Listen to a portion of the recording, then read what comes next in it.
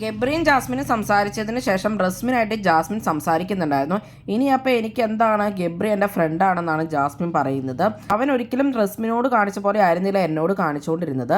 എന്നോട് ശരിക്കും പറഞ്ഞാൽ ഒരു പ്രണയമുള്ള പോലെ തന്നെയാണ് ഗബ്രി പെരുമാറിയിട്ടുള്ളത് എന്നുള്ളതാണ് ജാസ്മിൻ പറയുന്നത്. അപ്പം ഗബ്രിയോട് ജാസ്മിന് പ്രണയമാണെന്ന് ഓൾറെഡി ജാസ്മിൻ പറയുകയൊക്കെ ചെയ്തു. എന്നാൽ ലാലേട്ടൻ്റെ എപ്പിസോഡിൽ ഞാൻ എൻ്റെ പ്രണയം കൺട്രോൾ ചെയ്യുകയാണെന്നൊക്കെയാണ് പറഞ്ഞിരുന്നതെന്നും, എന്നാൽ ഇന്ന് ഞാനത് പറഞ്ഞിരിക്കുകയാണ്, എനിക്കതിനെ പിടിച്ചു നിർത്താൻ പറ്റില്ല, പ്രണയമാണെന്ന് തന്നെ ഞാൻ പറഞ്ഞു അവനോടെന്നൊക്കെയാണ് ജാസ്മിനുമായിട്ട് ജാസ്മിൻ സംസാരിക്കുമ്പോൾ പറയുന്നത്. ഗബ്രിക്ക് ജാസ്മിനോട് പ്രണയമാണ് എന്നുള്ളൊരു ഉത്തരം ജാസ്മിന് ശരിക്കും ഗബ്രിയിൽ നിന്ന് കിട്ടിയില്ല. പ്രണയമാവാം, ഇല്ലായിരിക്കാം, ഞാനത് പറയുന്നില്ല ഇവിടെ, എനിക്കൊരു ക്ലാരിറ്റി ഇല്ല എന്നൊക്കെയായിരുന്നു ഗബ്രി പറഞ്ഞിട്ടുള്ളത്. പക്ഷെ കണ്ണുകളിലൂടെ ഞാൻ കാണിക്കുന്ന പ്രണയമൊന്നും എനിക്ക് നിർത്താൻ പറ്റില്ല എന്നുള്ള രീതിയിലും ഗബ്രി പറയുകയുണ്ടായി. അപ്പോൾ പിന്നെ എന്താണ് ഇവന് ഉദ്ദേശിക്കുന്നത് എന്നുള്ളതാണ് ജാസ്മിൻ്റെ പ്രോബ്ലം. ചുമ്മാ കാണിക്കുന്നതാണ് എന്നുള്ള രീതിയിൽ തന്നെയാണ് ജാസ്മിൻ ഇപ്പോൾ അതിനെ മനസ്സിലാക്കുന്നത്. ഗബ്രി ജാസ്മിനെ യൂസ് ചെയ്യുകയാണോ എന്നുള്ളത് തന്നെയാണ് അപ്പോൾ ജാസ്മിൻ ചിന്തിക്കുന്നത്. ഇവിടെ എനിക്കാണ് ഇപ്പോൾ എല്ലാം നഷ്ടപ്പെട്ടിരിക്കുന്നതെന്ന് ജാസ്മിൻ റസ്മിനോട് പറയുന്നുണ്ട്.